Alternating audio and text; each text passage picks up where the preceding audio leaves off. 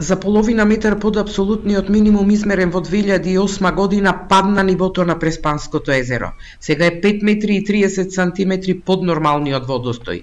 Додека ова езеро неповратно исчезнува, надлежните ги прават првите чекори за негово спасување.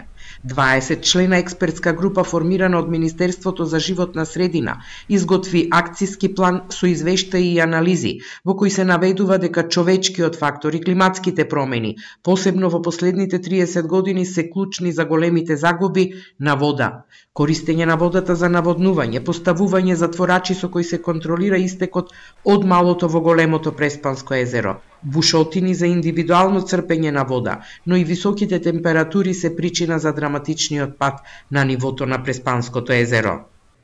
Сите овие човекови активности директно условуваат брзо спуштање на водостојот, а зголемените температури на воздухот, намалената влага и ветровите го забрзуваат процесот на испарување, што доведува до забрзано губење на големи количини на вода.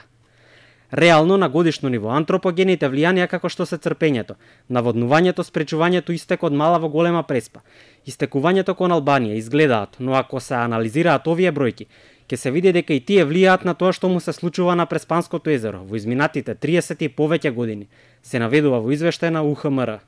Во извештајот се наведува дека проблемот на Преспанското езеро нема да исчезне без заедничка заштита на трите држави кои го делат – Македонија, Грција и Албанија, зашто е потребен заеднички мониторинг и контрола.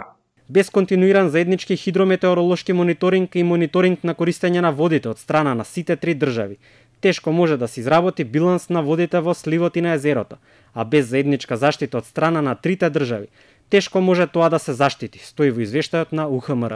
Во акцискиот план утврден е сет на итни, среднорочни и долгорочни мерки со временска динамика и финансиска конструкција за нивно спроведување.